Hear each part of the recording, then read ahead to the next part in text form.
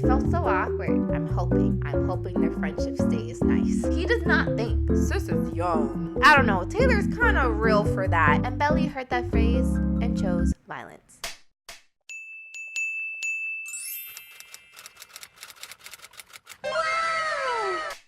I have finally started watching this show. TikTok kept talking about it, but I would scroll past because I didn't want any spoilers because I knew this was eventually a show I was gonna watch. And my niece, oh my gosh, she would just call me ranting about which guy she thinks is cuter, which one she likes more, which team she's on. This show and The Boys, it's this generation's like Twilight, pretty much. Today we'll be covering all of season 1 of The Summer I Turned Pretty. I genuinely enjoyed this show so much. I literally binged the entire season 1 in one evening.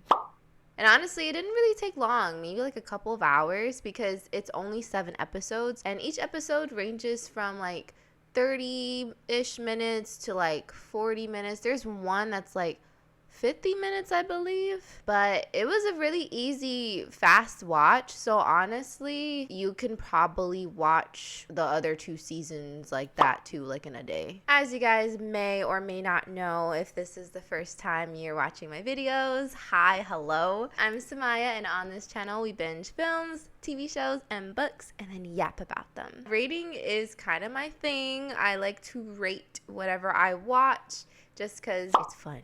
It's fun to me. So I'll be using this rubric and rating every episode based on each category, 1 being the worst and 5 being the best.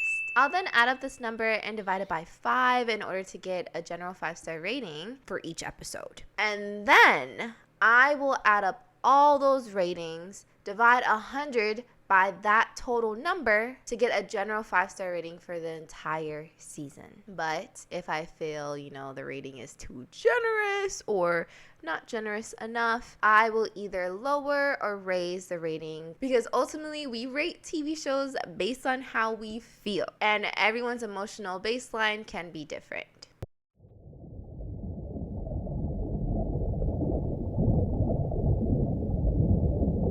The Summer I Turned Pretty is a coming-of-age and romantic drama TV show first released in 2022, starring Lola Tung as Isabella, or Belly for short, Christopher Briney as Conrad Fisher, and Gavin Castellano as Jeremiah Fisher. It's based on the novel trilogy written by Jenny Han and released by Amazon Prime Video. So the show is set in Cape Cod, but is actually filmed in Wilmington, North Carolina. The author of the books, Jenny Han, is actually the executive producer of the show as well, which I can't snap, guys. I'm sorry.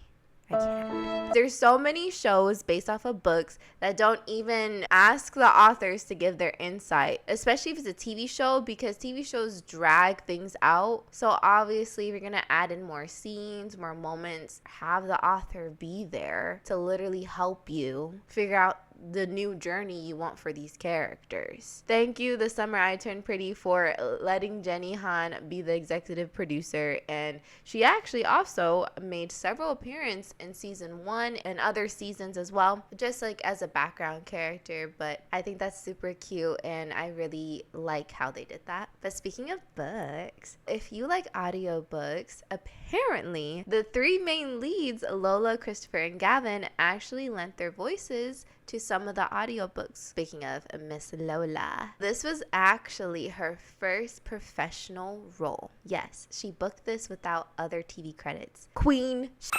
She actually had to take a year off of college in order to film the first season. She did her auditions and the chemistry reads over Zoom. Fun fact, actually, while filming the first episode, Miss Lola fractured her foot.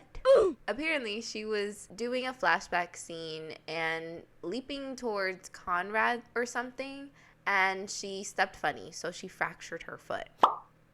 Also, another fun fact, which I thought was really cool, and once I found out, it made so much sense. Most of Lola's looks in season 1 in particular are actually inspired by Olivia Hussey, who played Juliet in the 1968 film of Romeo and Juliet. Makes sense, especially with like the choker, the hairstyles, the hair pieces, the necklines. It was just so pretty to watch. as someone who loves costumes. Her styling was great throughout the season. I don't know about you guys, but my personal introduction to Lola was actually Hadestown. Are you serious?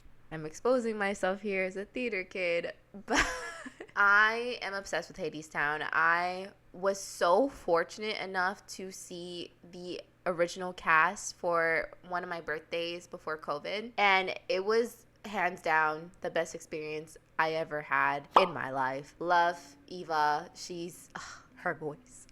God sent everyone in that cast, their voice, their energy, their charisma, their chemistry, 10 out of 10. And so when I saw Lola's like performance and everything, a lot of people were crapping on her for her voice. And I was just like, relax. She can hold a note and more. And her acting, gorgeous. People are just so quick to judge Broadway stars now because they don't understand that singing a song, a Broadway song in particular, is not just about belting your heart out. It's not about smooth notes and riffs and loud voices. Sure, obviously those type of voices are really cool to experience. However, not every character or score is written for those voices or needs those voices for the story to pop off the page. Does that make sense, guys? So Lola's soft voice and her approach to the character I genuinely loved, and I think she did a wonderful job, and people need to stop hating on her, period. That's enough about the fun facts. Without further ado, let's get into the summary. But if you already watched the show and you don't want to hear my summary / commentary, that's okay, baby girl. Just skip to this timestamp to hear my final thoughts and commentary. Let me adjust my legs. My ankle hurts. Oh my god. Oh my god. That actually really freaking hurt. Okay, anyway.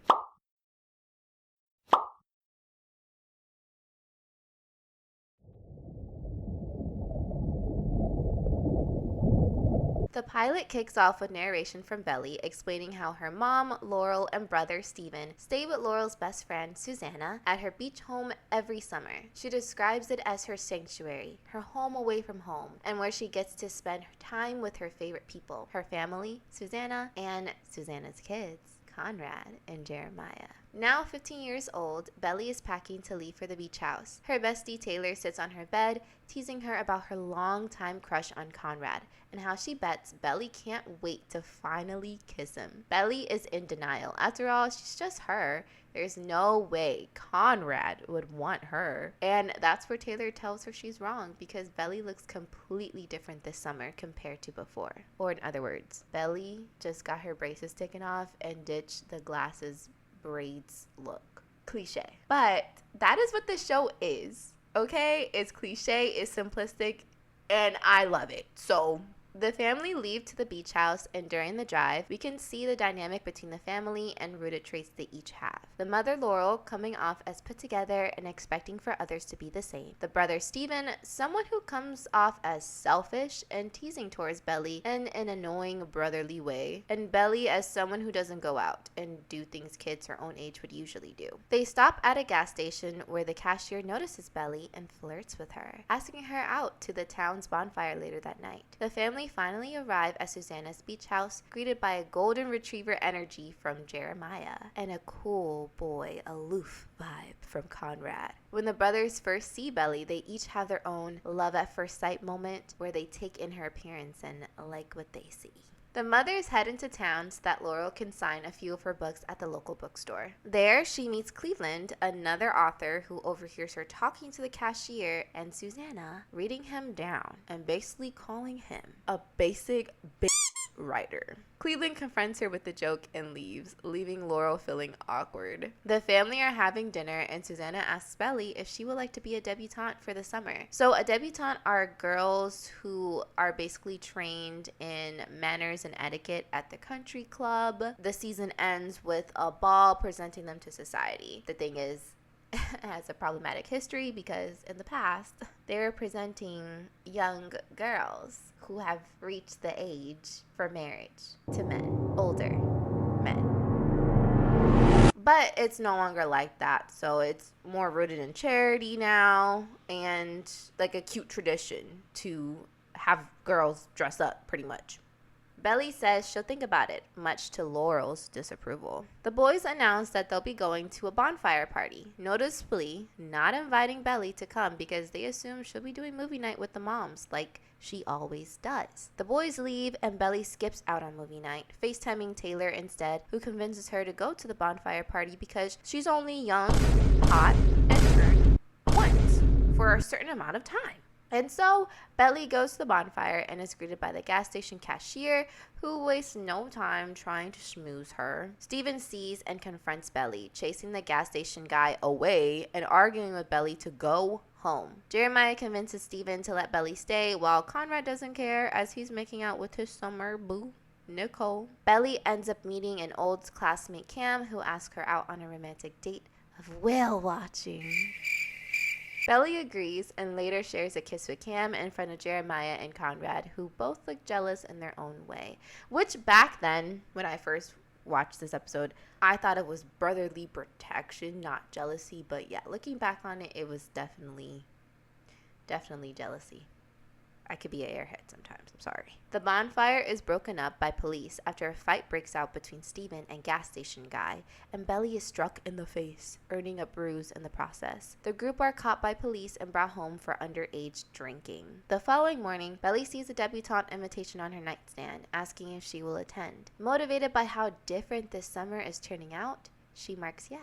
Her and Conrad share a moment watching the sunrise on the beach, with Conrad saying, "Same old Belly." And Belly heard that phrase and chose violence. She decided she will not be the same old Belly this year. Determined, she excuses herself and runs off to meet Cam for whale watching. So for the literary element, I decided to rate it a 4. For the directing element, a 4. Visual element, a 5. Editing element, a 5. Sound element, a 5. So my final rating is a 4.6 technically, but let's round it to 4.5.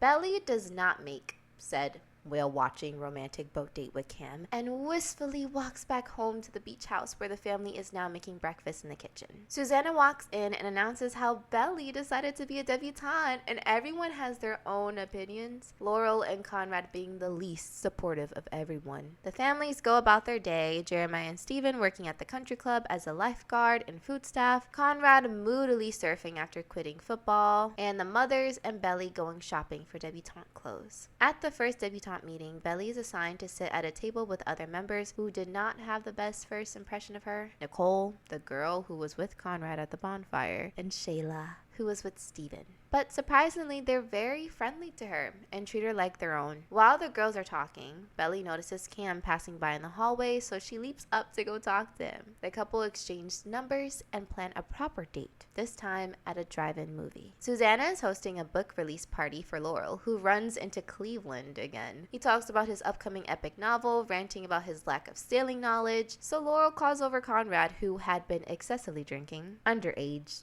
drinking. She connects the two, praising Conrad for his sailing skills and advocating that Cleveland hire him for help. Cam picks up a dolled up Belly for their drive-in date, and right when they're about to get comfortable, the boys pull up next to them to ruin the mood. Belly tricks Cam to go buy her a drink while she makes the boys leave. Cam then drives her home, and the pair share sweet kisses in his car privately, which is Belly's first time making out with a boy. Steven, on the other hand, sneaks out of the house and meets up with Shayla on the beach for sexy time. And during that time, Shayla asks him to be her escort for the ball, and he agrees. After being with Cam in his car, Belly goes back into the house where she's met by an annoyed Conrad. The pair argue, and Belly silently vows that her longtime crush is now gone. For the literary element, I rated this episode a 5. For the directing element, a 4. For the visual element, a 4. For the editing element, a 4. For the sound element, a 5. So my final rating was technically a 4.4, but let's just round it up to a 4.5.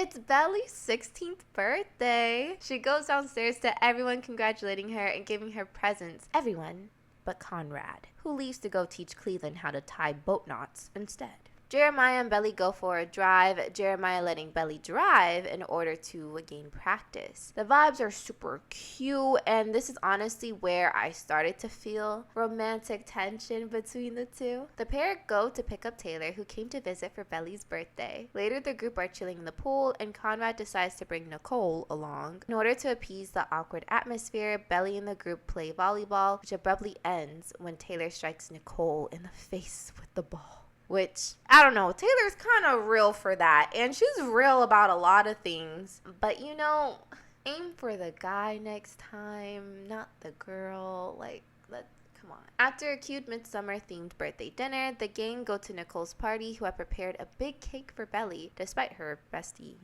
hitting her in the face. Belly begins to search for Taylor after Jeremiah steals Cam away to a terrible and embarrassing karaoke battle. She finds Taylor and Steven making out in a room. Steven, like a little bitch, runs off the room, and Belly confronts Taylor, who claims that she's liked Steven for a while and that Belly would have noticed if she wasn't so self-absorbed and busy being the main character. Belly has had enough and leaves the party with Cam to cool down. The next morning, Taylor is packing to leave, and Jeremiah offers to take Belly on a drive. He asks her to get the keys from Conrad's room, where she finds an infinity necklace in his drawer. An obvious birthday present for her, considering their history with the infinity symbol. During the drive, Jeremiah and her rant to each other like usual, but it's obvious that Belly's old tendencies about her feelings toward Conrad are making a comeback, despite her dating Cam at this point. Later, Laurel forcefully takes Belly to say goodbye to Taylor, urging her that friendships, especially friendships between best friends, should be held on to each other tightly.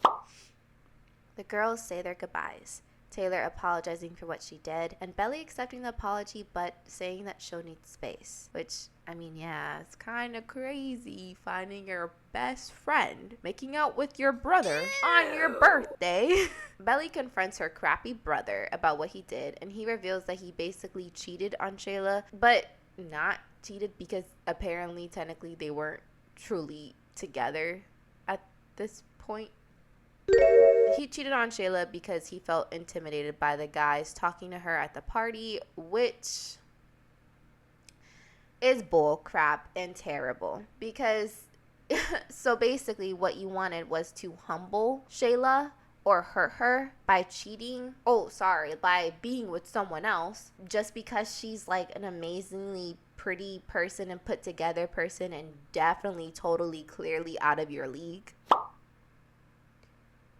But I digress. The episode ends with the mothers sitting together on the beach during sunset. Laurel tells Susanna about how she was researching therapies, which at first, when I heard that line, I was like, oh, okay, therapy, as in trauma dumping another human being that's being paid to listen to you. But then, Susanna drops the bomb that she will not be putting herself through treatment again. In other words, Susanna reveals she has cancer and that she's okay, that this might be her last summer with everyone. I was shocked. I honestly was shocked. I did not expect that at all. For the literary element, I decided to give this episode a 5, the directing element a 4, editing element a 5, visual element a 5, sound element a 4.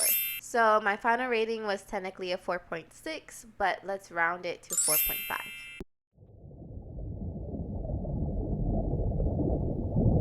This is the episode where hits the fan. This is the episode where you think, oh, it couldn't get worse. This is the episode where if you're like me and hate confrontational situations, you will be hiding behind your fingers, crunching your toes against your blankie, trying to not cringe at experiencing so many embarrassing moments back to back to back. It's the 4th of July and the families are prepping the beach house for the celebration. Usually both fathers join the mothers and children to celebrate, but this year is different, which, is on theme for the show. This time, the Fisher brothers' father is said not to be coming, and Belly's father will be attending, but with his girlfriend Victoria, who he wants to meet the family. So, sounds like, it's getting serious for him and his girlfriend. The father and Victoria arrive, and sis is young, 27, but I'm pretty sure the father is like in his 40s, probably 50s. So, father leaving family to date younger women cliche. Check. Victoria makes these amazing pomegranate margaritas in front of Belly and Jeremiah, who make their own version with higher doses of alcohol. To their surprise, the Fisher brothers' father pops up unannounced in the kitchen, causing the father coming home and ruining the vibes and energy domino effect. Susanna confronts him, and it's obvious she lied about him being busy and not being able to make it. It turns out she just didn't want him there. The teens leave to the beach to have a time with the pomegranate margaritas. This is Belly's first time drinking, and it shows because she drinks and drinks and drinks and drinks. And so it doesn't come as a surprise when the first toe-crunching, cringy moment happens when Belly reveals to the Deb girls about Steven making out with Taylor. Cam drags her away for a walk, but the girls end up leaving with Shayla, obviously upset. Cam leaves too, turned off by Belly's drunk behavior. Before the girls make it to their Uber, Steven confronts Shayla, asking her why she was leaving without a goodbye. Shayla reveals that she knows what he did, but it was okay since they weren't exclusive. Steven dumbly agrees, and that's that. Susanna is bringing out the grand 4th of July cake, but sweet, poor, drunk Belly runs after her, excitedly talking about wanting the piece with the strawberries. And before the sentence could leave her mouth, Belly drips and pushes Susanna to the ground, making the really delicious-looking cake hit the floor. I kind of want cake and pomegranate margaritas right now. The party was over before, but now it is embarrassingly over. Laurel later finds Susanna and confronts her about the weird atmosphere between her and her husband. Susanna reveals they're getting a divorce because he cheated on her while she was in chemo. Scum.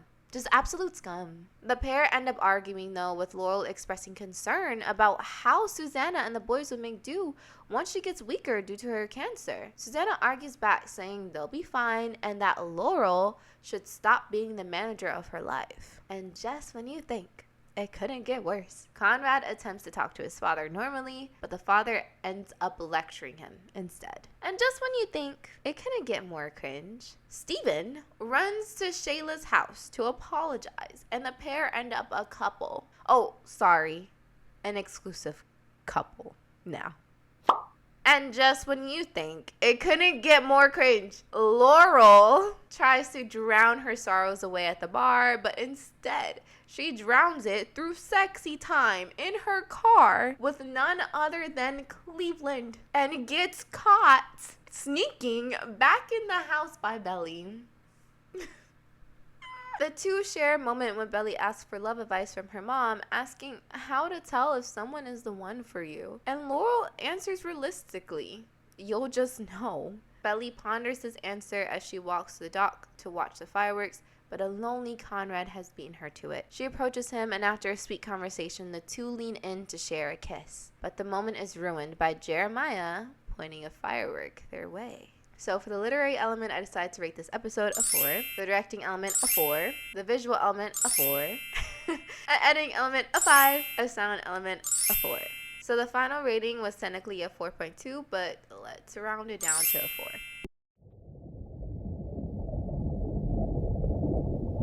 Belly and the other Deb members are rehearsing the dance for the ball, but Belly is the only one without a partner as she has not asked anyone to be her escort yet. And so Nicole steps in to practice with her, and Belly lets her, despite literally texting Nicole's man a good morning text a few seconds before. Vile behavior. Meanwhile, Jeremiah and Conrad are home, getting ready to start their day, and Jeremiah notices Conrad's good mood, so he subtly asks him what happened between him and Belly at the dock. You know, out of curiosity. Not jealousy. Conrad reveals that they were just talking, and successfully deflects further questioning. The brothers head to the country club separately, Jeremiah crashing the ball rehearsal and sneaking a dance with Belly, and Conrad simply showing up to wave hi at Belly from a distance. Only that Nicole is right there, and she thinks he's waving at her. Afterwards, he leaves to teach Cleveland more boat stuff, and the two talk about their love interests, unknowing that the love interests are mother and daughter. Writers, Miss Han, you are messy. I love it. After the rehearsal, Belly goes on a whale watching date with Cam, but she's just not feeling it, and so she breaks it off with him, and he takes it well, saying he had a feeling it was coming. We all did. Belly returns home to her high as heck mothers who took edibles earlier in the day and are now tearing up anything edible in the kitchen, which is so real. Meanwhile, at the country club, Steven learns about his gift at gambling while working as a waiter for a private room where these white guys are playing cards. One in particular asks for Steven's advice and ends up winning a lot of money thanks to him. But the happy moment is broken when another white guy says a racist and stereotypical comment about how Chinese people are very smart and born with textbooks. Like, are you not embarrassed? The table of white men laugh, much to Steven's discomfort. His coworker later advises him to ignore people like that and just use them for money, which, yes, make their pockets hurt. Later, Conrad arrives home to find the mess that the mothers had left. And once he sees the terrible painting done by an obviously high Susanna, he gets very upset. So when Belly excitedly goes outside to greet him, she's met with a moody Conrad who says he just can't start anything with her. And so Belly does what every girlie should do in a situation like this. She says she's not waiting for him anymore and leaves, later FaceTiming Taylor to rant. The moms are at a bar having fun in their high state, Susanna in particular scoring a makeout session with a rando. Afterwards, the pair go their separate ways, Laurel going to Cleveland's where she is met with a romantic lakeside night picnic and lake sexy time, and Susanna going home, where Conrad finds her tired self resting on the stairs. Conrad, oddly unquestioning, helps his mother up the stairs, which is, foreshadow for later. Belly does her usual night swimming, and this time she focuses on making peace with her Conrad situation. Jeremiah joins her and ends up revealing his affections for her. Belly, surprisingly, accepts his affections, and the two share a kiss, a really cute kiss in the pool. Raise your hand if you were shocked. Raise your hand if you were shocked but pleasantly surprised. So for the literary element, I rated this episode a 4. For the directing element, a 4. For the visual element, a 4. For the editing element, a 3. For the sound element, a 4. Overall, I rated it 3.8, but personally, I would give it a 3-star.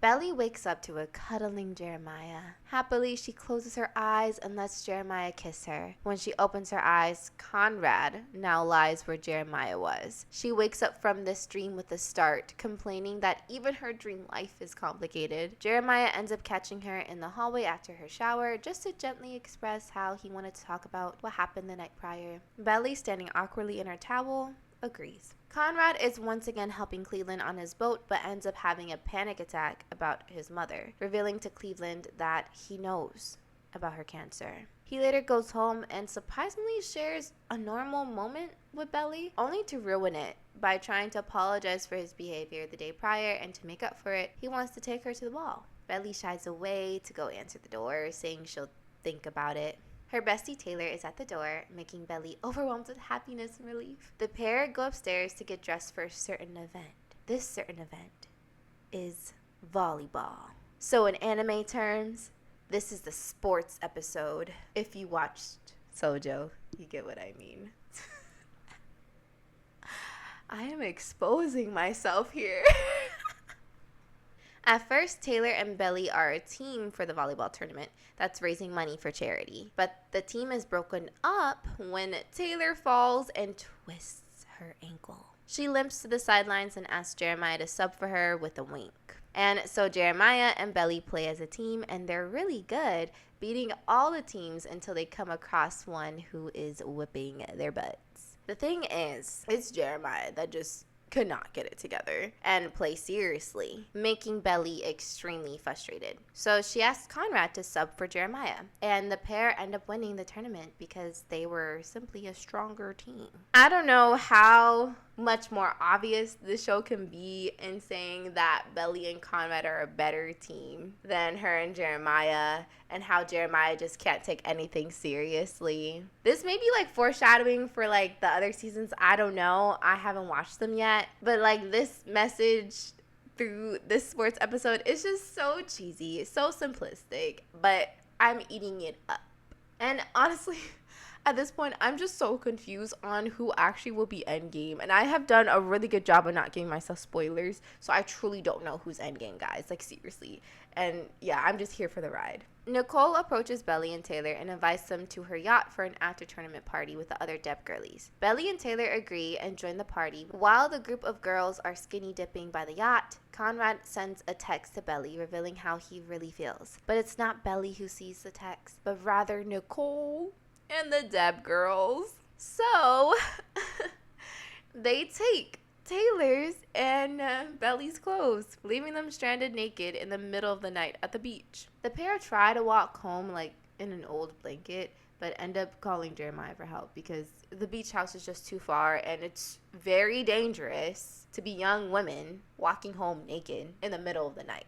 Don't be stupid like that, guys. Jeremiah and Conrad are at a party when all this goes down, and so Nicole finds and confronts Conrad while Jeremiah goes to get the girls. Nicole pretends like she isn't hurt and ends things with Conrad, rightfully returning the girls' clothes. Jeremiah finds the girls and Conrad joins them, giving them their clothes back. As they change back into their clothes, Belly asks Taylor to ride with Conrad so she can ride with Jeremiah. And during the drive, Belly and Jeremiah share another romantic moment, sealing the deal with a kiss. When Belly gets home, though, Conrad tries to gift her the infinity necklace that he got for her birthday as a way to try to spark things back up between them. But his attempt fails because Belly at this point had chosen Jeremiah, and so she walks away, leaving Conrad on the dock holding the abandoned gift. So for the literary element, I rated this episode a 3. For the directing element, a 4. For the visual element, a 4. For the editing element, a 4. For the sound element, a 4. So my final rating was a 3.8 technically, but let's give it a 3.5.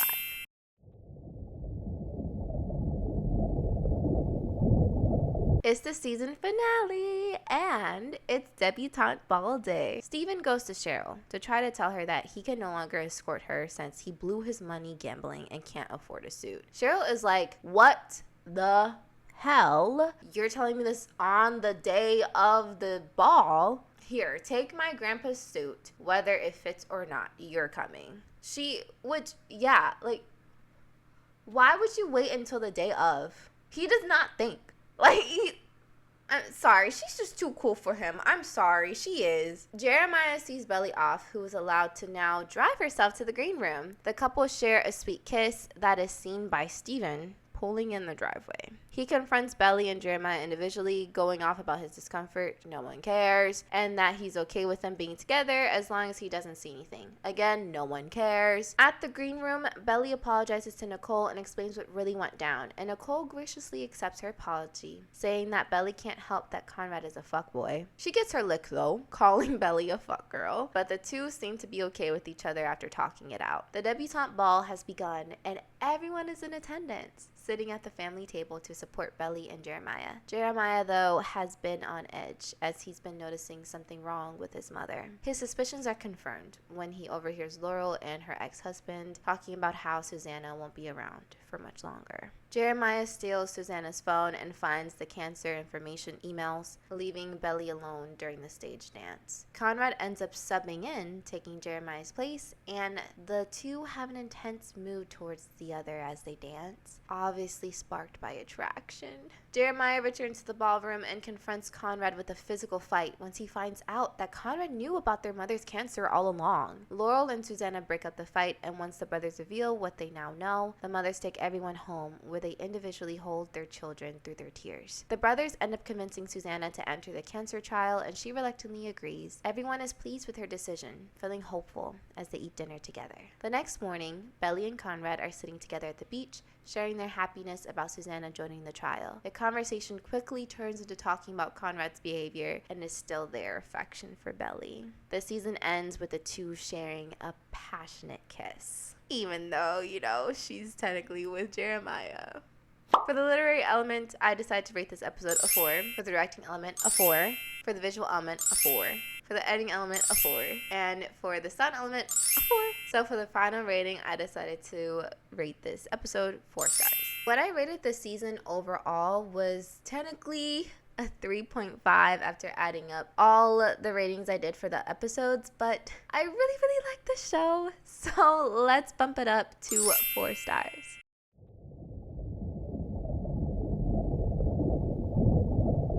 I really enjoyed the pilot episode. I thought that she had set up the story so well. It made me so intrigued about every character except maybe Steven. And as you could probably tell, Steven is my least favorite character. But I feel like particularly in the pilot, there wasn't much insight about his character, about where he was gonna go. There was room for many possibilities for his character. Honestly, his role did what it needed to do in the pilot as the annoying, overprotective brother. I was also curious about Jeremiah, but if I'm being honest, especially in the first episode, I did not see much romantic tension between him and Belly. It was definitely like, I was like, oh, okay, this is gonna be a story about her and Conrad for sure. Jeremiah will probably develop feelings for her later on, but he obviously doesn't have feelings for her right then and there. But looking back on it, he was just really good at hiding it. For some episodes, you may have noticed I rated like the literary element pretty low,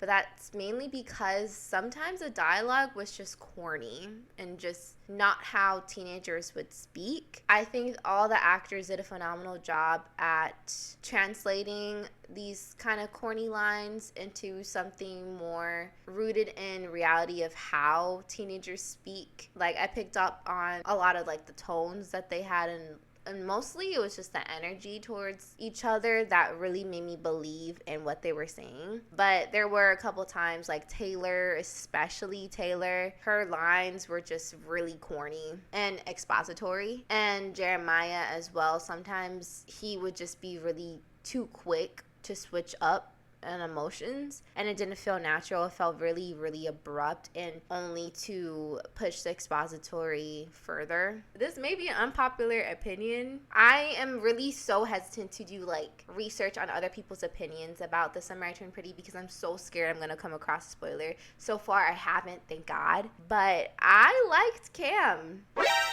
I liked him for Belly. However, I just think he didn't have as much chemistry and history as the brothers did with Belly. Otherwise, he would have been a cute little first love, especially since it was kind of a clean slate for her to try new things, experience things for the first time with someone who didn't grow up with her. But as someone who also had like a childhood love, I think it is pretty more romantic in your brain to want to experience all your firsts with that person. So I totally get why, Cam just did not do it for her. Also, I don't know, the whale watching, pretty nerdy, and she was trying to do things differently, and I think nerdiness was something she was not trying to be anymore. As we can see when she got irritated when Cam and Jeremiah started doing karaoke of a really corny Disney song. I think it was Disney, I can't remember, but she just like left because she was like,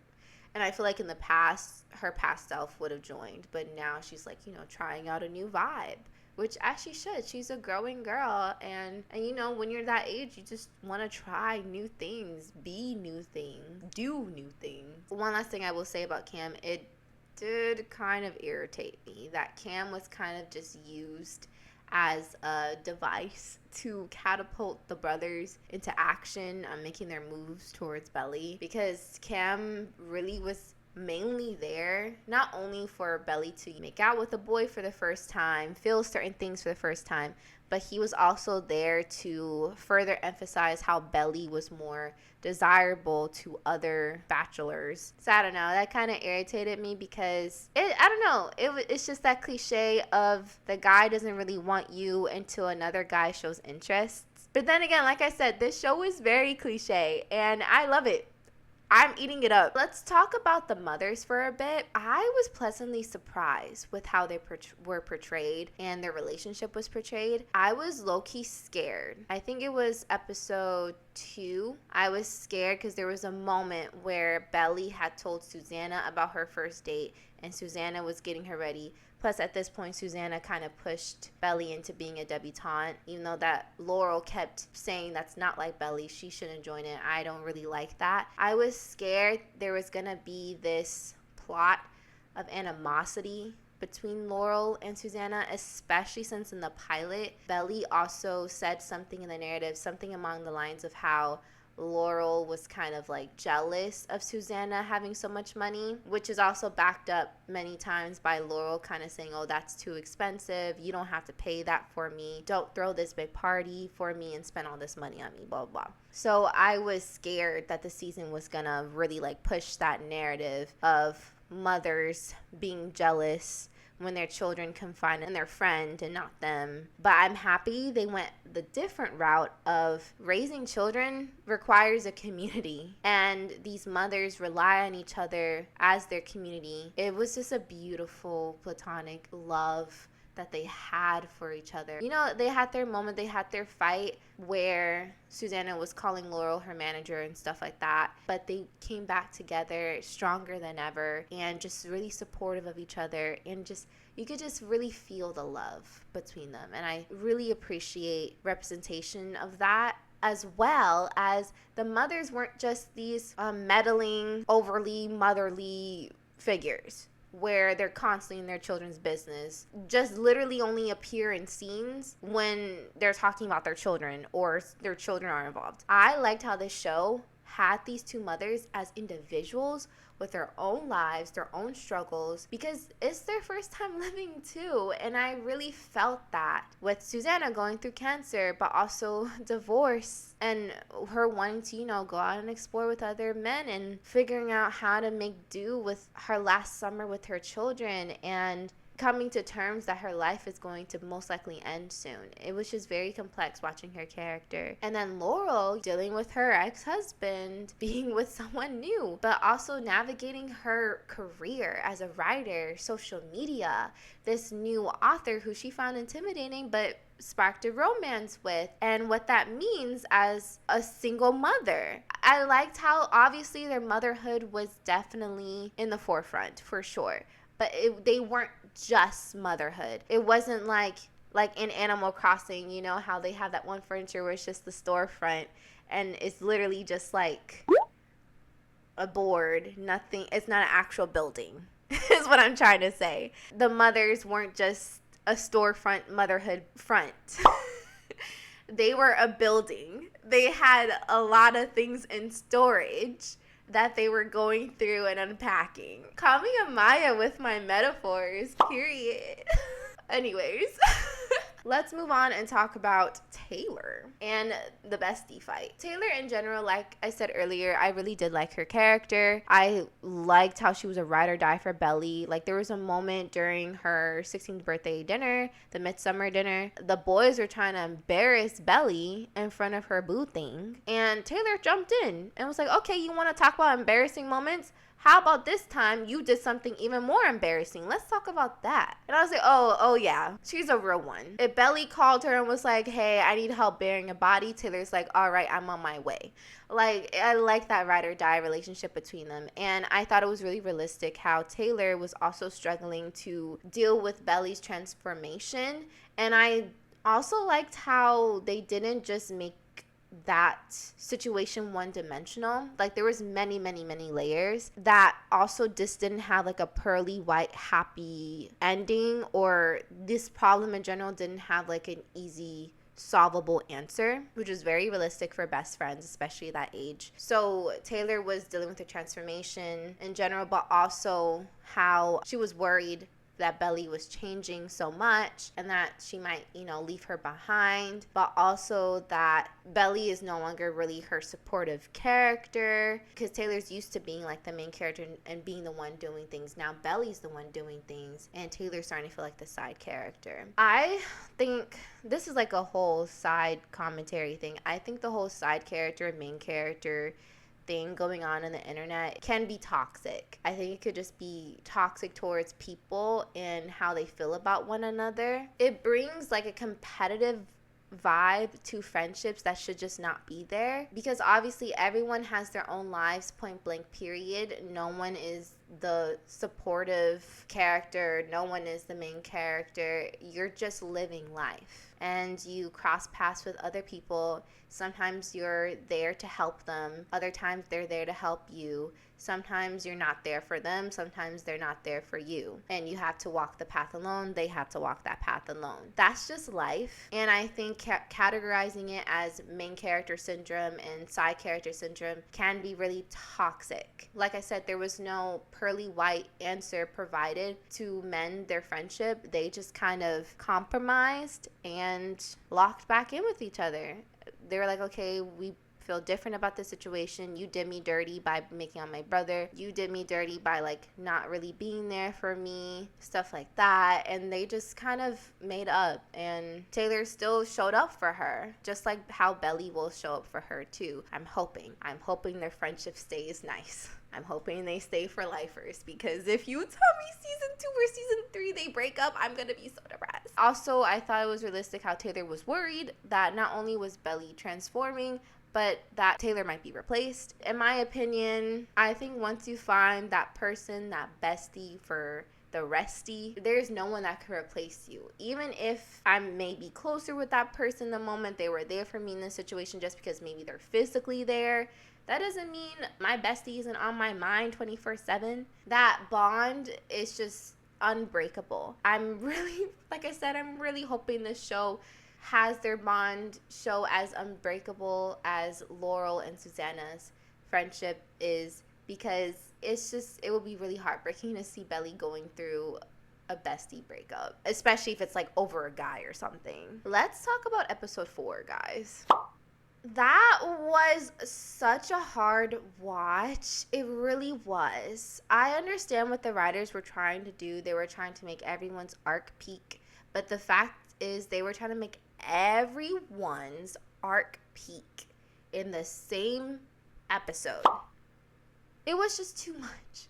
I was sweating. I kind of wanted to turn off the episode. I'm like, I can't take any more cringy moments. I can't. I'm getting secondhand embarrassment. I just felt like also because everyone, like the goal was to make everyone's arc peak in that episode, some things felt forced and out of nowhere. And it was just a little like, oh, whoa, can we breathe for a second here? Then again, they have to make all these plot lines, all these things happen in the span of 7 episodes. So some things just couldn't breathe. But this episode in particular, it just felt too much. Let's talk about episode 5 also. I rated something so low for that episode because I don't know who was editing that episode, or maybe this was the director's choice, but the flashbacks were so weird. Am I the only one who thought that? It felt so awkward. And I think when I did research about the title of the episodes, the directors on Wiki, whatever, I think they had season 1 come out all at once. So it's not like episode 5 was like the second half of the season release and they needed to include flashbacks so the audience would know what's going on. It's like we just saw episode 4. We just saw Jeremiah witness the kiss almost. We'll know that that's on his mind when he's talking to Connor. Having a weirdly edited flashback in that moment just brought me out of the moment. This is like an issue with writers and shows and films in general right now, but the audience is not as dumb as you think. And if they don't get a moment, or if something doesn't come across as simple as you may want it to, that's what TikTok, Twitter, Reddit, Google is for, because the people who get it will help them. And that's also where the press conferences come in as well. If you want to further clarify a moment that maybe didn't come across well, you could clarify it then. But to constantly treat your audience as dumb during the editing process, during the writing process, it just does a disservice to your story and doesn't allow for people to also have imagination and to maybe be able to theorize what happened in that moment or what that character is thinking. Like, that's part of the fun. And right now, a lot of writers, TV shows, films, honestly, maybe this is the studio's fault. A lot of that's being taken away from the audience, the fun of it. And so things are starting to feel less fun to watch. Yeah, so I thought episode 5 really is a good example of that. I'm really hoping they don't have that kind of crappy flashback stuff in the next seasons because I will be calling it out again. And finally, let's talk about the finale. So I'm irritated. Girl, if you don't stop messing around with Conrad and go with your boo, your future husband, Jeremiah. I'm sorry, I'm definitely Team Jeremiah. At first, I was Team Conrad because I personally like the aloof fuckboy types. So I was like, okay, I want Belly to get with him. Like, you know, ooh, a tortured man. No. Conrad lost me when he did Nicole dirty. He didn't have to do all that. He didn't have to ghost her with text, especially since he knew that Belly and Nicole were in the same room most of the time as debutantes and that they know each other and that they're forming a friendship. Why would you play them at the same time? Like, that's crazy work. You don't think girls talk? Like, what? Yeah, so he lost me there. I understand he was going through a lot still. That doesn't excuse that weird situation. I feel like Jeremiah knew what he wanted, knew he liked Belly, and stood by it. And part of me wonders how much from now on the boys' affection and want and like for Belly is gonna be because they actually feel that way towards her, or because they need someone close and, to put it frankly, a distraction from their mother's cancer. But if we're gonna really answer that question, then I truly think Jeremiah is the boy for her, because Jeremiah was already feeling that way about her and acting on it before he found out about the mother's cancer. Conrad, on the other hand, apparently he knew the entire time. So when Belly came, maybe he saw her as a beautiful distraction. I don't know. It could be more complicated than that. Obviously, it's not black and white. But in my opinion, I just personally think Jeremiah has the most pure intentions out of the two brothers.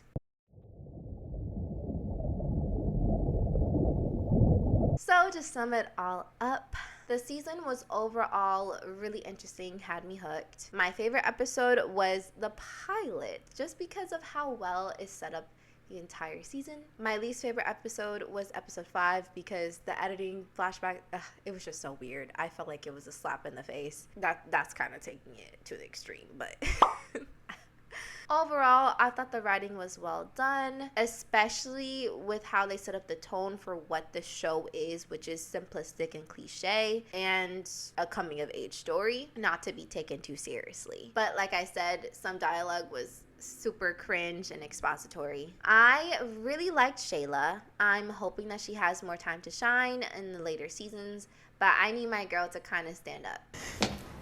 I know Steven's gonna suffer, but I kind of don't care. And finally, justice for my girl Nicole, because she was done the dirtiest out of everybody in the cast, out of everybody in the show. She was just far too gorgeous to be dealing with that crap. Like, what? So I'm hoping that this is not the last time we'll see her character either. I'm hoping that there's more moments with her, but I also know, I think she's 17 in the season, so she could be going out to college, like how Conrad is going out to college. Conrad is going out to college. How's that gonna work? Wait, I'm assuming season 2 and season 3 is gonna take place in the same summer? Or not? Because season 1, we already passed July 4th. 2 plus 2 is 4. I don't know. I'm stressed now. But yeah, thank you guys so much for watching. What did you think about season 1 of The Summer I Turned Pretty? Who were your favorite characters? Who were your least favorite characters? What were your favorite moments, your least favorite moments, all that jazz? I would love to know. Please let me know in the comments below. Next time, we will be diving into season 2 of The Summer I Turned Pretty, which as of recording this video, I have not watched yet. But once I'm done recording, I will be watching. So I'm so excited. My niece, she told me that she would describe season 2 as secretive and scandalous. Who else is scared? But yeah, thank you guys so much again. That's a wrap. Until next time. Bye.